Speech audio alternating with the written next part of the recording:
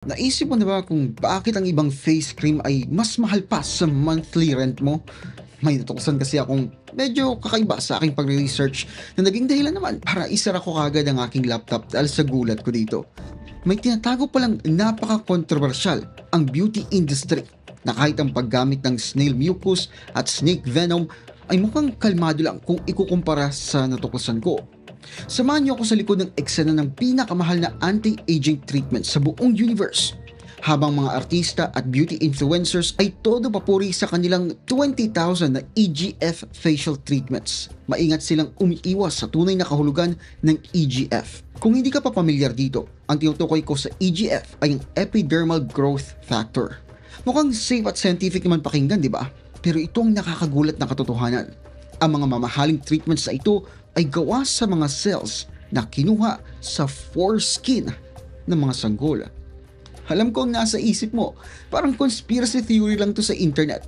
Kanya din ang naisip ko hanggang sa nabasa ko ang medical journals, FDA documentation, pati na rin mga beauty industry reports. Ang mga kumpanya tulad ng Skin Medica sa United States na pagmamayari ng Allergan ay lantarang umamin na gumagamit sila ng tinatawag na neonatal fibroblasts sa kanilang mga mamahaling produkto. Isang foreskin lang ng sanggol ay pwede nang i-bioengineer para makagawa ng mahigit 23,000 square meters ng dermal tissue. Isipin mo yan, nakakagulat ang mga numbers.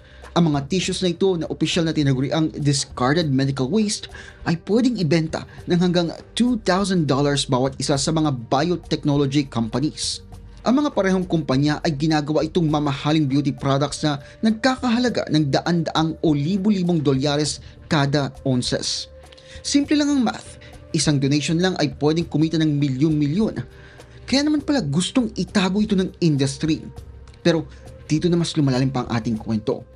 Karamihan sa mga magulang na pumipirma ng routine circumcision paperwork ay walang kaalam-alam na pinapayagan din nila na i-commercialize ang tissue ng kanilang mga anak. Ang mga consent forms ay kadalasang tinatago ang impormasyon na ito sa medical jargon o hindi na lang talaga binabanggit. Ang mga ospital, lalo na yung mga nagsisilbi sa mga lugar na mababa ang kita at mga medical patients, ay may financial incentives para sumali sa ganitong tissue selling arrangements. Halos kahanga-hanga kung paano nila binibenta ito. Ginagamit nila mga termino tulad ng engineered human tissue at cellular renewal complex para itago ang tunay na pinagmulan ng mga ingredients na ito. Kahit nga si Oprah Winfrey ay nag-promote na ng mga products na may ganitong cells, pero hindi ko alam kung alam niya ba ang buong kwento dito.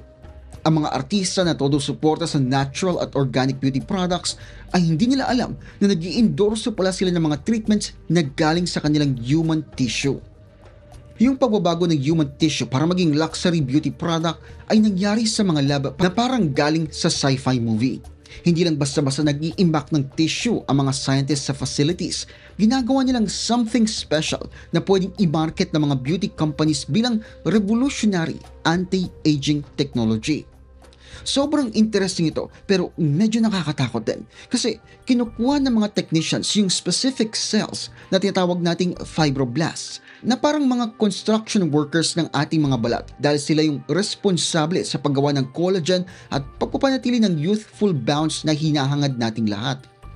Pero bakit nga ba sobrang valuable ng mga cells na ito? Well, dahil sa pinagmulan nila.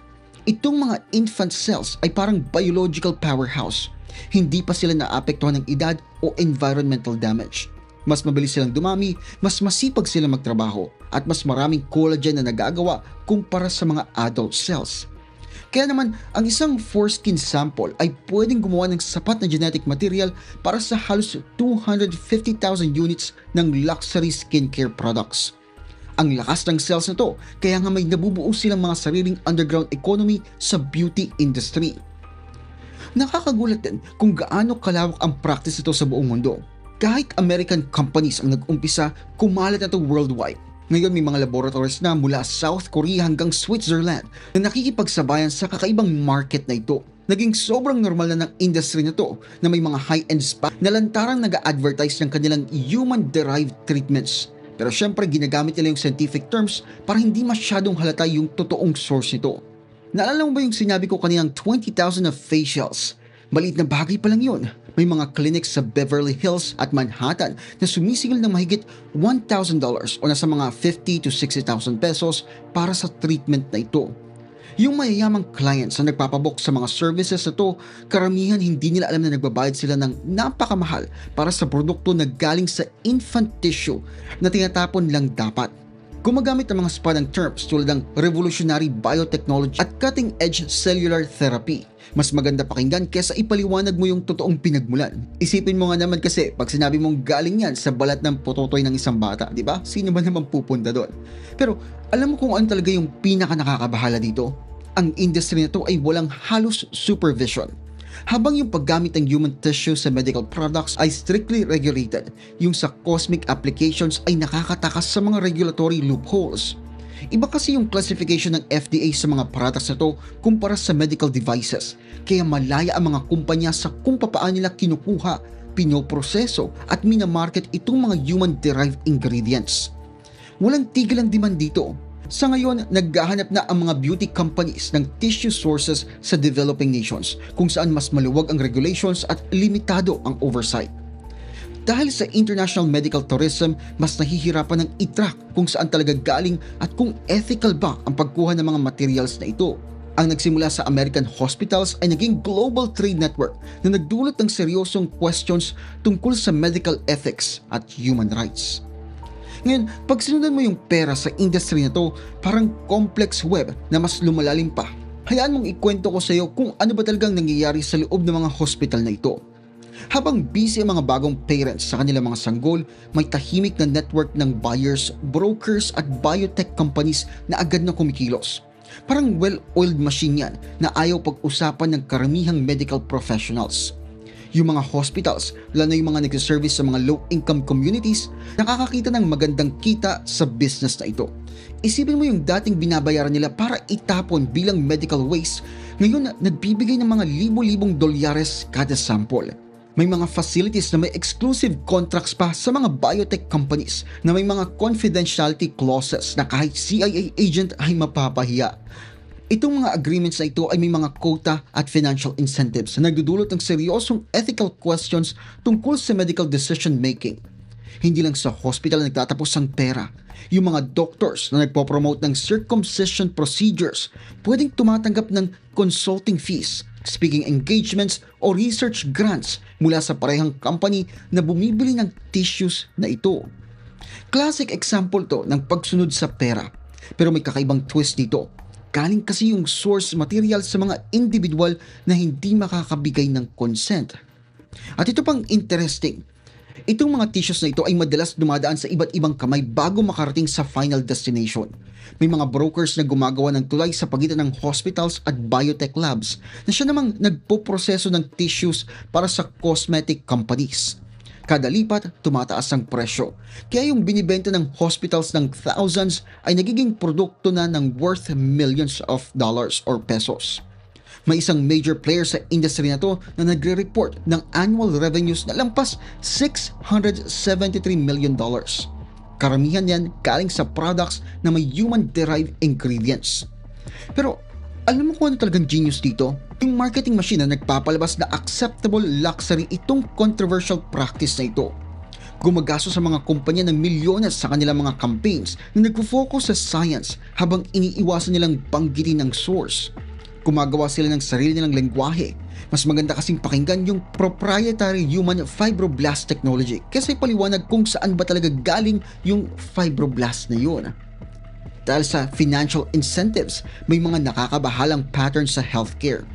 Ayon sa research, mas mataas ang circumcision rate sa mga hospital na may tissue selling agreements.